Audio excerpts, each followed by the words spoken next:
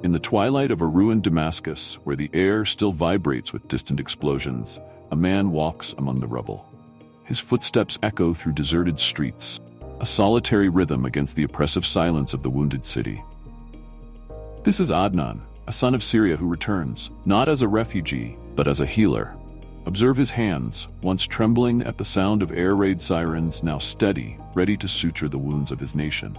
His eyes, which once filled with tears as he left his homeland, now shine with the determination of one who returns to rebuild. This is not just Adnan's story. It is an ode to human resilience, a testimony to the transformative power of hope. Prepare yourself for a journey that challenges the shadows of war, the light of knowledge and compassion. Before we delve deeper into this modern odyssey, I invite you to join us in this narrative of rebirth. Subscribe now to our channel so you don't miss a single chapter of this inspiring saga. Each new subscriber is a light lit in the darkness, illuminating the path for stories that deserve to be told. Adnan was born under a Syrian sky painted deep blue and gold, in a Damascus that still breathed the millennial history of its alleys and mosques. His childhood was cradled by the melodic sound of the adhan and the aroma of spices dancing in the air of the market. But fate, that capricious weaver, had other plans for young Adnan. The sky that once blessed him with its serenity now spat fire and metal. The symphony of daily life was brutally interrupted by the deafening roar of bombs and the incessant crackle of machine guns. On a starless night, when the horizon burned in shades of red and orange, Adnan, then 17, was torn from the embrace of his homeland. With nothing but memories and shattered dreams in his luggage, he joined the human tide flowing away from the conflict, leaving behind the charred skeleton of what was once his home. The journey that followed was an odyssey through a labyrinth of despair and hope. Adnan crossed borders like a ghost, his existence reduced to stamps on makeshift documents and suspicious glances. Each step took him further from everything he knew, but also closer to an uncertain future. It was on this crossing through the desert of uncertainty that Adnan discovered his calling. In makeshift refugee camps, he saw doctors of various nationalities working tirelessly to alleviate the suffering of the displaced. Their hands, instruments of healing, seemed to weave a new kind of hope amidst the chaos. Adnan watched, fascinated, as these guardians in white coats managed, with simple gestures and profound knowledge, to restore not just bodies, but human dignity. It was there, among crowded tents and endless queues for care, that a seed was planted in the young Syrian's heart. The years that followed were a painful but necessary metamorphosis. Adnan, now a refugee in a foreign country whose language danced strangely on his tongue, faced the Herculean challenge of rebuilding his life from scratch. Days transformed into nights of frenzied study as he struggled to master a new language and fill the gaps in his education interrupted by war. His hands, once busy helping in the family business in Damascus, now calloused holding heavy books of anatomy and physiology. The path to becoming a doctor was steep and often lonely. Adnan faced the veiled prejudice in the glances of some classmates, the whispered doubt in university corridors about a refugee's ability to match the natives. But each obstacle only fueled his determination. On the darkest nights, when homesickness threatened to swallow him, Adnan clung to the memory of the doctors he had met on his journey. He visualized himself wearing the white coat, a symbol not just of knowledge, but of hope and healing. Years passed, each leaving its mark on Adnan. The frightened young man who had arrived as a stranger in a foreign land gradually gave way to a confident man, his eyes shining with hard-won knowledge and compassion forged through adversity.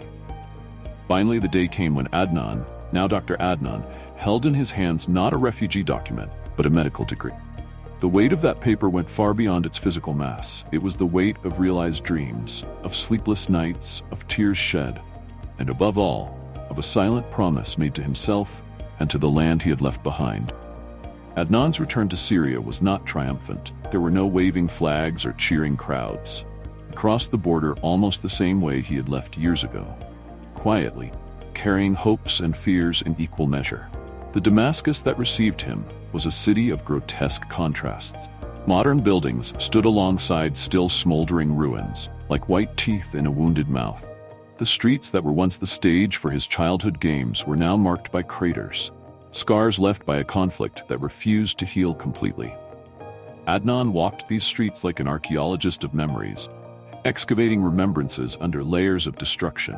Each familiar corner, now unrecognizable, was a painful reminder of lost time and interrupted lives. But the young doctor had not returned to lament the past. He carried with him the tools to help shape the future.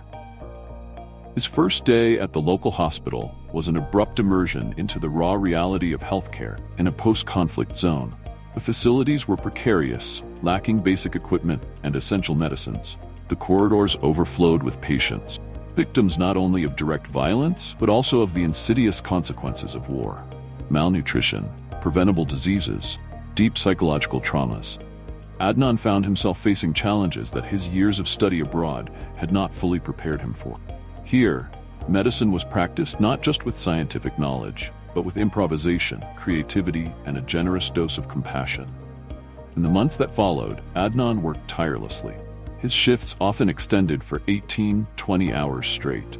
He attended to patients in makeshift rooms, performed surgeries under the dim light of generators, consoled families devastated by loss. But amidst the chaos and pain, Adnan found something he didn't expect. A sense of purpose so profound that it sometimes left him breathless. Each life saved, each smile of gratitude, each small victory against adversity was a reminder that he was exactly where he should be. News of a refugee doctor who had returned to help began to spread. Patients came from afar to be treated by him, not just for his medical skill, for the unique empathy of someone who deeply understood what it meant to lose everything and have to start over. Adnan did not limit himself to hospital work. In the few free hours he had, he began organizing training programs for young local doctors, sharing not only technical knowledge, but also the unique perspective that his journey had provided him. On a particularly exhausting afternoon, as Adnan walked back to his modest apartment, he stopped to watch the sunset over Damascus. The sky was painted with the same shades of orange and gold he remembered from his childhood. For a moment, the weight of years of exile, study, and hard work seemed to dissipate. In that fleeting instant, Adnan understood that his journey, a forced exodus, the years of struggle abroad, and now the challenging return, was not just his personal story. It was a testimony to the human capacity to transform tragedy into purpose, convert pain into healing. There, under the twilight sky of his hometown rising from the ashes, Adnan silently renewed his commitment. He would continue to work, to heal, to teach, and to inspire, not just for the patients who depended on him, but as a beacon of hope for all those who, like him, dreamed of one day returning and rebuilding. As months turned into years, Adnan's impact on the community grew, like concentric circles on the surface of a lake. His work at the hospital was just the epicenter of a wave of change spreading through the city and beyond. Inspired by his own journey, Adnan established a mentoring program for young Syrians who dreamed of pursuing careers in healthcare. He guided them through bureaucratic labyrinths to obtain scholarships, prepared them for the rigors of medical education, and most importantly, showed them that it was possible to transform adversity into strength. On an autumn afternoon, while conducting an improvised class for a group of aspiring doctors in a partially rebuilt cafe, Adnan noticed a young woman sitting at the back of the room. Her eyes shone with a familiar intensity, the same he saw in the mirror years ago. After class, the young woman, who introduced herself as Amira, approached him. Her story was an echo of Adnan's own journey, a daughter of refugees, raised in camps, dreaming of one day returning and making a difference. Amira's words were laden with determination, but also doubt and fear. In that moment, Adnan saw not just a potential student, but a reflection of all the hopes and dreams that had guided him back to Syria. He made a silent promise to do everything in his power to help Amira and others like her realize their potential. The days that followed were a whirlwind of activity. Besides his responsibilities at the hospital and his mentoring program, Adnan began to get more actively involved in rebuilding the city's health infrastructure.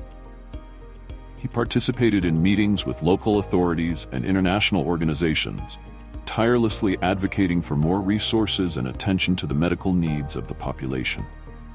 In one of these meetings, Adnan found himself face-to-face with a government official who, years ago, had signed the order that forced his family to flee. The moment was charged with tension, memories of the past threatening to resurface like restless ghosts. But Adnan chose a different path. Instead of recrimination, he extended his hand in a gesture of reconciliation. "Past cannot be changed," he said, "but the future is still in our hands. Let's build it together." That simple act of forgiveness and vision for the future had a profound impact. Barriers that seemed insurmountable began to dissolve. Projects that were stagnant gained new momentum. Adnan's story, the refugee who returned to heal, began to circulate in the corridors of power, inspiring a new approach to the reintegration of expatriate.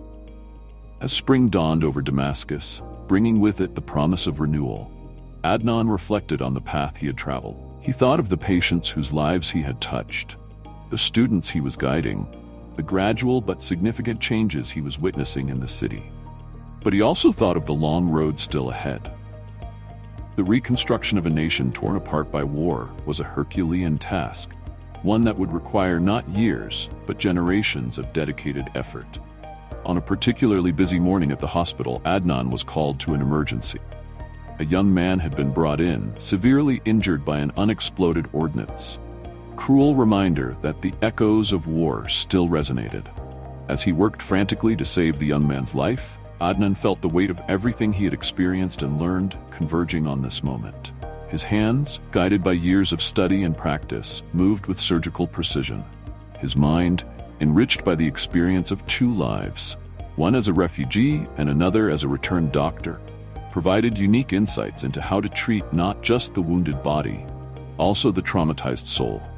After hours of intense struggle, the young man was stabilized.